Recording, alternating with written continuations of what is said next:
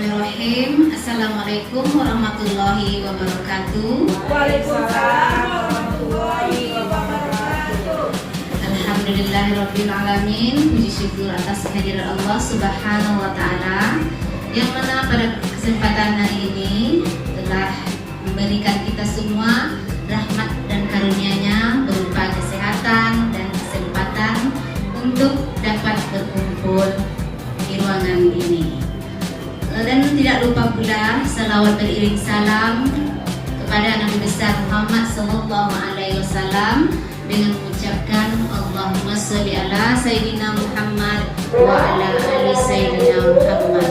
Baiklah ibu-ibu semua, pada kesempatan ini izinkanlah saya sebagai seorang calon guru penggerak yang ingin menyampaikan sosialisasi penerapan budaya positif BSD 024 Tarebangi.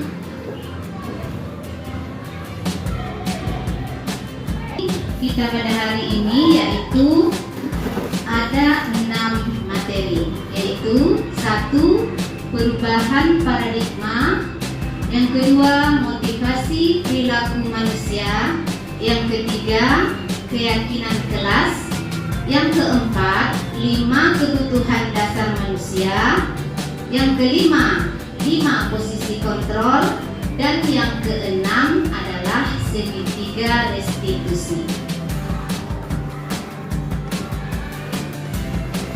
Baiklah Bapak Ibu semua, untuk membangun budaya positif, tentu sekolah kita terlebih dahulu menciptakan lingkungan dapat mencipta, berpikir, dan berketerampilan yang mandiri dan bertanggung jawab.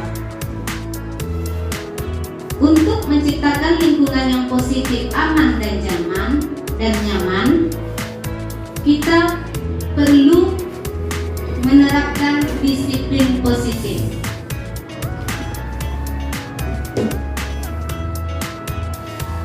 Marilah kita lihat dulu apa itu disiplin positif. Ini adalah konsep disiplin positif. Makna kata disiplin. Disiplin itu biasanya sering kita hubungkan dengan tata tertib, teratur, dan patuh pada peraturan. Dan sering juga dihubungkan dengan hukuman. Padahal disiplin itu sangat berbeda sebetulnya. Karena belajar tentang disiplin positif tidak harus dengan memberikan hukuman. Hukuman itu adalah alternatif yang terakhir. Bahkan jika perlu, kita tidak boleh memberikan hukuman. Nah, disinilah kita merubah paradigma kita mengenai disiplin positif. Ya, ini adalah teori stimulus respon dengan teori kontrol. Perbedaan paradigma stimulus respon tentang dunia dengan teori kontrol tentang dunia. Nah, sini kita lihat realitasnya kebutuhan kita itu sama kalau menurut stimulus respon. Tapi jika menurut teori kontrol tentang dunia, realitas kebutuhan kita itu berbeda-beda. Dan semua orang melihat hal yang sama kalau menurut stimulus respon. Tapi menurut teori kontrol, setiap orang memiliki gambaran yang berbeda. Selanjutnya, kalau menurut stimulus respon, kita mencoba mengubah orang agar berpandangan sama dengan kita. Dengan teori kontrol, kita berusaha memahami pandangan orang lain tentang dunia. Kemudian menurut stimulus respon, perilaku buruk dilihat sebagai suatu kesalahan. Namun menurut teori kontrol, semua perilaku itu memiliki tujuan, dapat mencipta, berpikir, dan berketerampilan yang mandiri dan bertanggung jawab.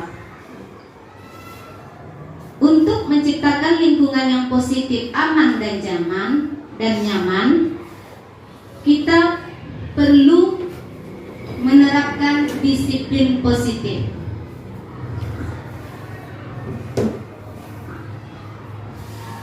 Marilah kita lihat dulu apa itu disiplin positif.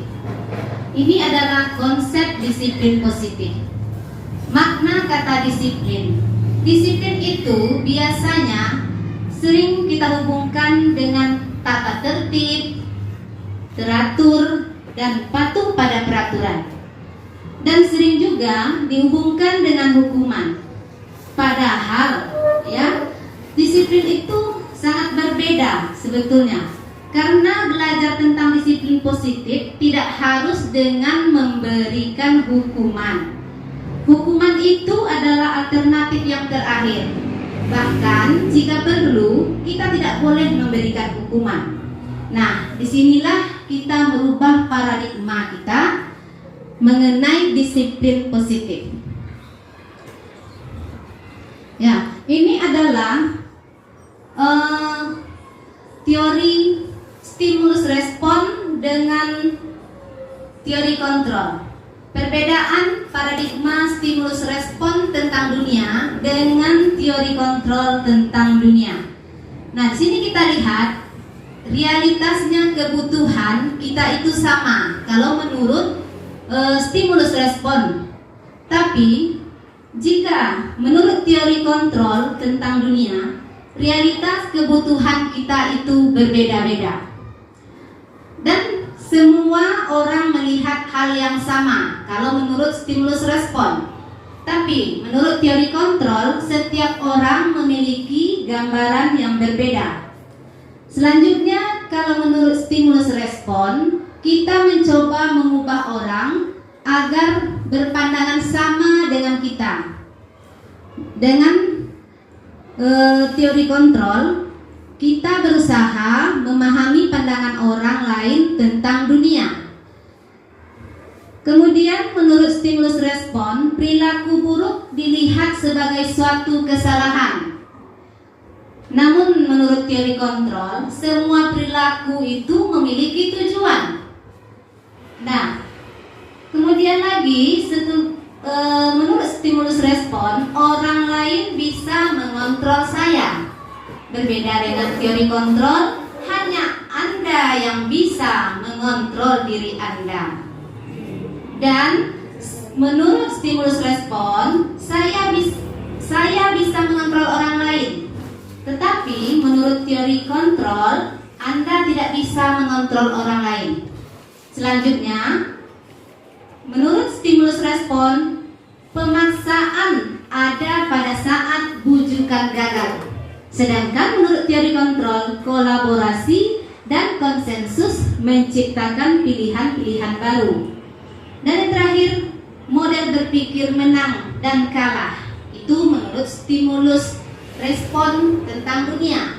Sedangkan menurut teori kontrol tentang dunia, model berpikir menang-menang. Ya, jadi itulah perubahan paradigma tentang stimulus respon tentang dunia dan tentang teori kontrol tentang dunia. Kita lanjutkan materi yang kedua, yaitu motivasi perilaku manusia.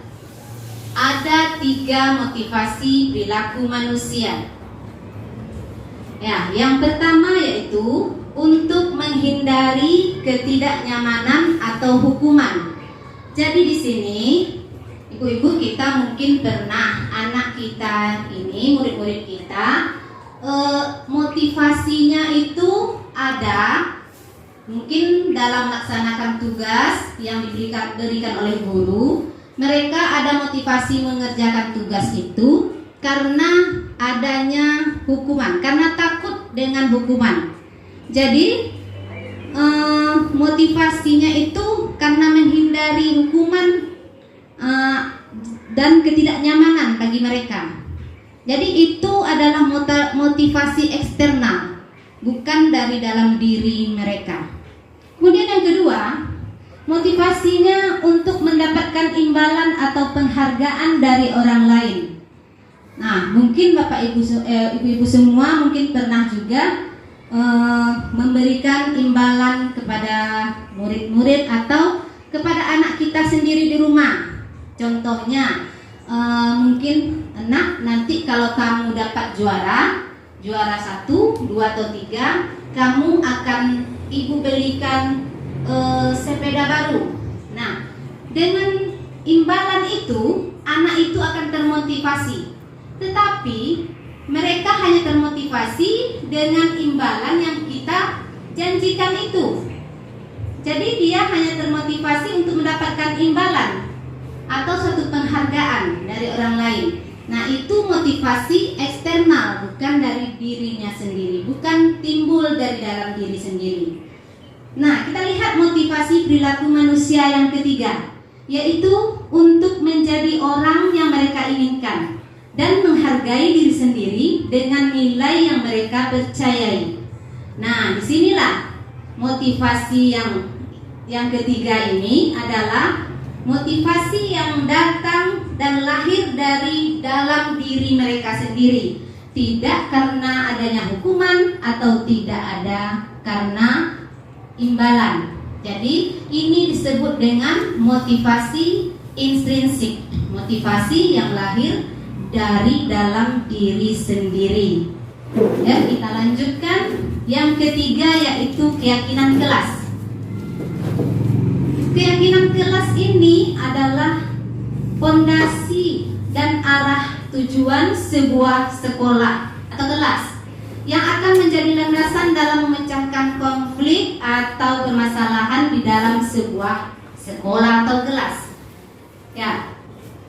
Jadi kita di dalam kelas, sebagai guru kita di dalam kelas, ini kita menciptakan keyakinan kelas agar murid-murid kita mampu menanamkan keyakinan dalam dirinya. Ya, dengan kesepakatan yang kita buat di dalam kelas, yang mana di dalam kesepakatan kelas itu kita menanamkan nilai-nilai kebajikan atau keyakinan kelas. Apa itu contohnya? Misalnya kita membuat kesepakatan dengan anak, buanglah sampah pada tempatnya, atau tertiblah dalam belajar, atau yang lain lagi yaitu berbicaralah dengan sopan. Nah, contoh-contoh tersebut adalah suatu kesepakatan yang memiliki keyakinan kelas atau nilai-nilai kebajikan. Apa itu keyakinan kelas atau nilai kebajikannya? Ya, kalau kesepakatannya buanglah sampah pada tempatnya, itu mempunyai nilai kebersihan atau keyakinan tentang kebersihan. Kalau kita tanamkan pada anak itu keyakinan pada dirinya, maka dengan sendirinya mereka meyakini kepercayaan mereka tersebut sehingga mereka menjaga kebersihan. Begitu juga dengan berbicaralah dengan sopan santun. Berarti anak didik kita tanamkan nilai-nilai kesopanan. Ya. Jadi dengan keyakinan kelas maka terciptalah lingkungan kelas yang positif. Dengan membiasakan, dengan kebiasaan yang kita buat, yang kita terapkan kepada anak didik kita, maka kebiasaan-kebiasaan tersebut menjadi budaya positif. Selanjutnya, materi kita selanjutnya adalah kebutuhan dasar manusia. Manusia ini rupanya mempunyai 5 kebutuhan dasar. Yang pertama yaitu cinta dan kasih sayang. Yang kedua penguasaan. Yang ketiga kesenangan. 4 bertahan hidup. Dan yang kelima kebebasan. Jadi kelima kebutuhan dasar itu adalah sangat dibutuhkan oleh kita ataupun anak-anak kita. Kebutuhan dasar itu harus kita kenali pada anak didik kita. Jadi kita mengenali kebutuhan dasar anak supaya tahu langkah apa yang akan bisa kita lakukan dalam mendidik atau menuntun anak kita tersebut. Mengapa ada murid yang bertentangan nilai kebajikan, nah itu jadi tanda tanya. Maka kita harus tahu kenapa? Karena gagalnya dalam memenuhi kebutuhan dasarnya, yaitu kebutuhan dasar yang 5 tadi. Nah, ada cinta dan kasih sayang, ada kesenangan, ada kekuasaan, bertahan hidup, ya. Mari kita lihat dulu Ibu-ibu, ini ada sebuah kasus. Ibu Ambar, guru wali kelas 2A di SD Pelita Hati, sedang bingung menghadapi ulah salah satu murid di kelasnya, yaitu Doni. Beberapa anak di kelas 2A telah datang kepada Ibu Ambar dan mengeluhkan kalau Doni ini seringkali meminta bekal makanan siang mereka dengan paksa. Nah, jika Anda menghadapi situasi seperti ini, apa yang akan kita lakukan? Nah, Ibu-ibu mungkin bertanya ya kepada si Doni tadi, mengapa kamu melakukan itu? Mengapa kamu mengambil makanan teman kamu? Pasti ya Ibu-ibu ya. Ya, jadi kita lihat jawaban dari si Doni. Nah, ini ada beberapa alasan jawaban dari si Doni. Yang pertama, apabila jawaban Doni ketika ditanya oleh Bu Ambar tadi, ia menjawab karena ia lapar. Nah, dan orang tuanya tidak membawakannya bekal makan siang.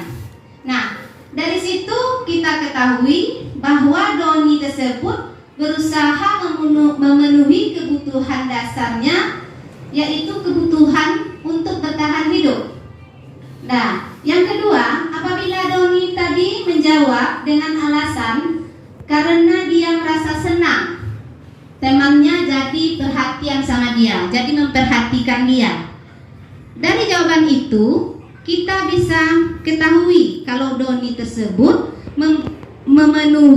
sedang berusaha memenuhi kebutuhannya akan cinta dan kasih sayang.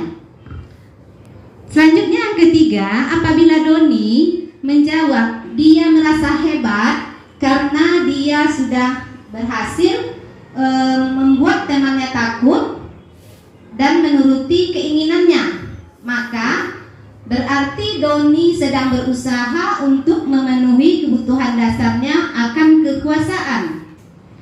Dan yang keempat, apabila jawaban Doni tadi dia merasa bosan dengan bekal makanan yang dibawakan ibunya, ya, karena dia ingin mencoba makanan teman-temannya, maka Doni sedang berusaha memenuhi kebutuhan akan kebebasan. Dan yang terakhir, apabila jawaban Doni tadi melakukannya karena iseng saja dan ia menikmati ekspresi wajah teman-temannya.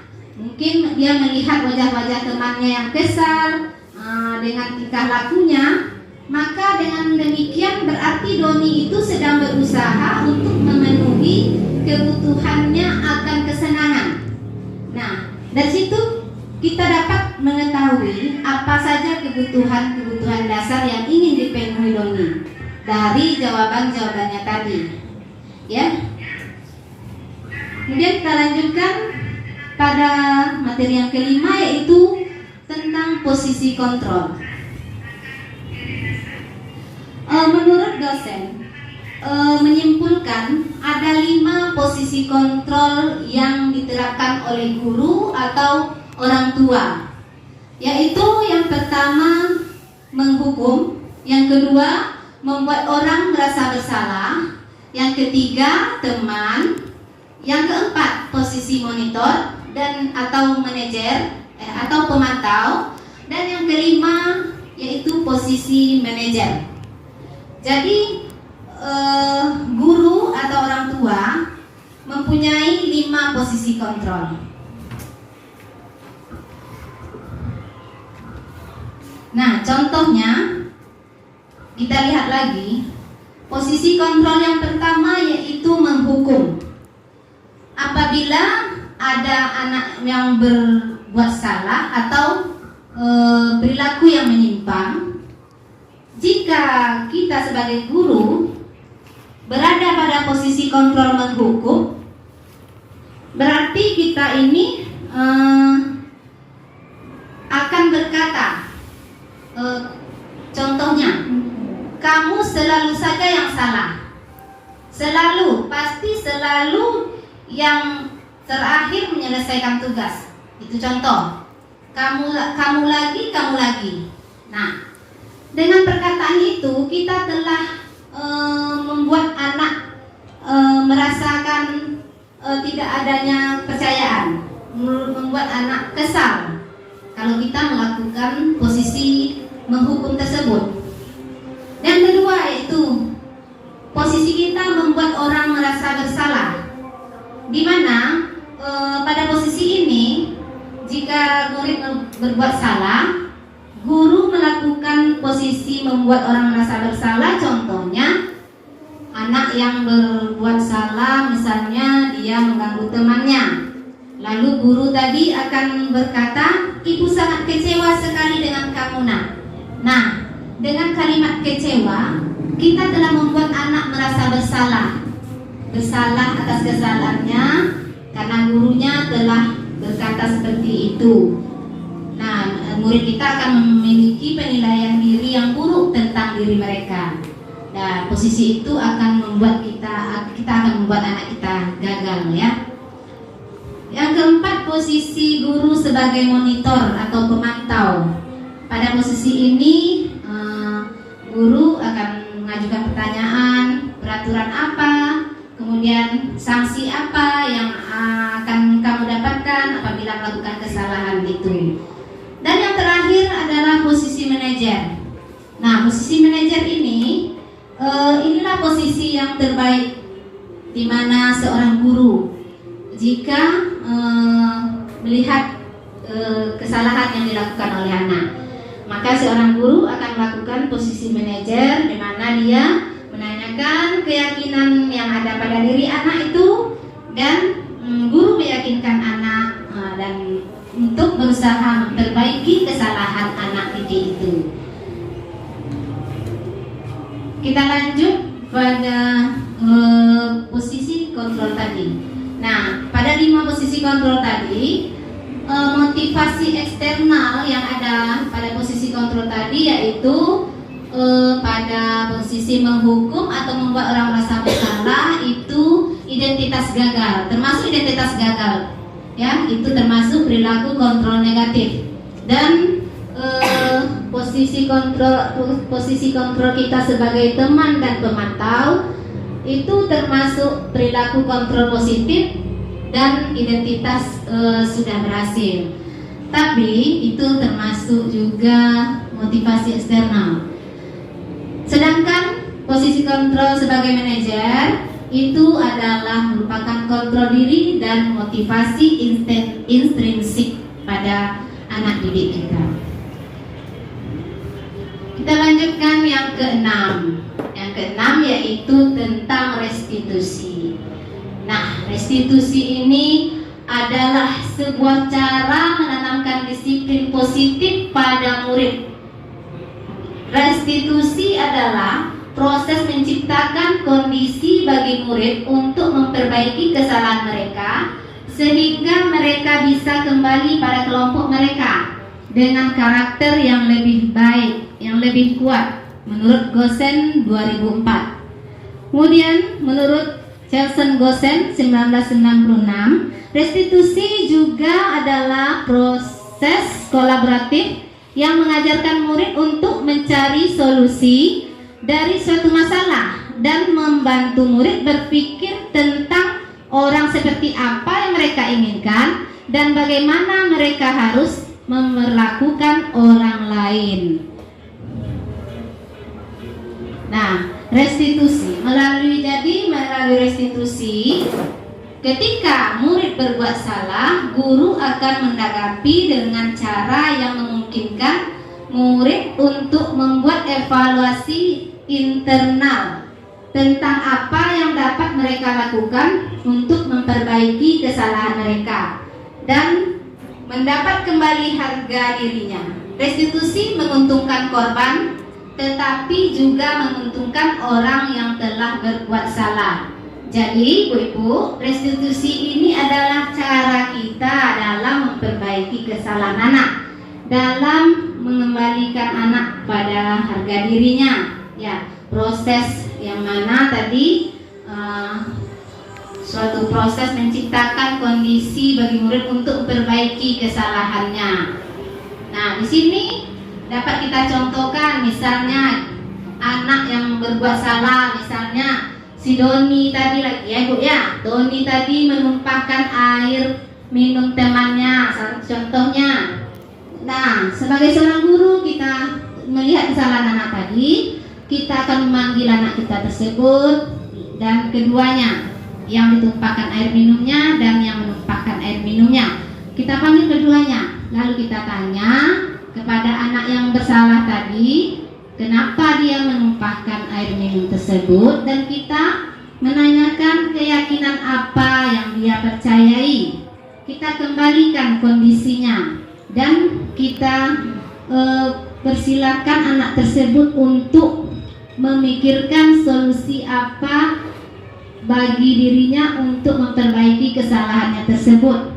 Ya, misalnya dia akan membersihkan lagi air tumpahan dan mengganti air minumnya milik temannya tadi.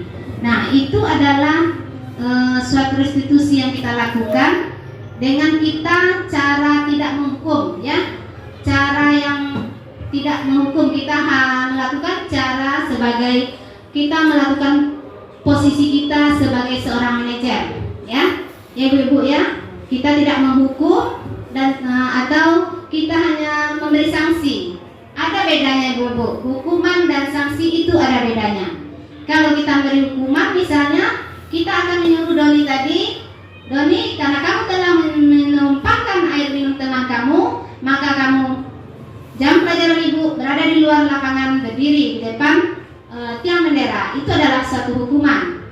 Tapi kalau kita pada posisi manajer, kita memberikan kesempatan kepada murid kita untuk memperbaiki kesalahannya. Ya, sanksi tadi berupa kebaikan-kebaikan itu. Dia akan melakukan memperbaiki kesalahannya. Maka yang korban tidak dirugikan, akan diuntungkan. Yang berbuat salah juga akan diuntungkan karena telah melakukan perbaikan dirinya sendiri, ya. Jadi ini salah satu contoh-contoh restitusi yang biasa kita lakukan. Sebelumnya, mungkin sebagai seorang guru, ketika murid Anda melakukan kesalahan, tindakan apa yang ibu-ibu lakukan? Mungkin ibu-ibu menunjukkan kesalahannya dan memintanya melihat kesalahannya. Ya, lihat tuh, kamu udah numpahkan air teman kamu. Nah, lihat tuh, semuanya basah. Nah, anak akan merasa apa ya ibu-ibu ya? Merasa dirinya tidak ada harganya ya. Kemudian mungkin juga kita melakukan kesalahan, akan berkata, kamu tahu bagaimana kamu harusnya bertindak, atau mengingatkan murid akan kesalahannya yang sama sebelumnya. Kamu lagi, kemarin kamu juga yang menumpahkan air. Kemudian bertanya kepadanya, kenapa kamu lakukan? Seharusnya kamu tidak lakukan. Dan mungkin juga kita dulu pernah akan mengkritik dia dan mendiamkannya. Ya, mungkin dari wujud kekesalan seorang guru ya. Nah, kalau kita melakukan hal-hal yang di atas, itu mungkin akan membuat murid kita merasa menjadi anak yang gagal, ya, Bapak Ibu. Jadi kita sebagai seorang guru seharusnya menerapkan posisi kontrol pada diri kita untuk merestitusi anak didik kita yang berperilaku menyimpang tadi. Nah, ini adalah bentuk segitiga restitusi. Segitiga restitusi ini, yang pertama validasi tindakan yang salah, menanyakan keyakinan, kemudian menstabilkan identitas. Ya, ini contohnya validasi tindakan yang salah. Kita bisa melakukannya dengan cara ya yang lebih efektif untuk mendapatkan apa yang dibutuhkan. Kemudian menanyakan keyakinan, ya keyakinan kelas apa yang telah kita sepakati, misalnya. Kemudian menstabilkan identitas, ya kita stabilkan, ya kita setiap orang mungkin berbuat salah, nah jadi kita bisa memperbaiki kesalahan tersebut. Ya, itulah tadi ibu-ibu materi kita ada 6 tadi. Ya, dengan budaya positif kita bisa mewujudkan budaya positif itu bersama-sama dengan menciptakan disiplin positif pada anak didik kita di kelas dan di lingkungan sekolah.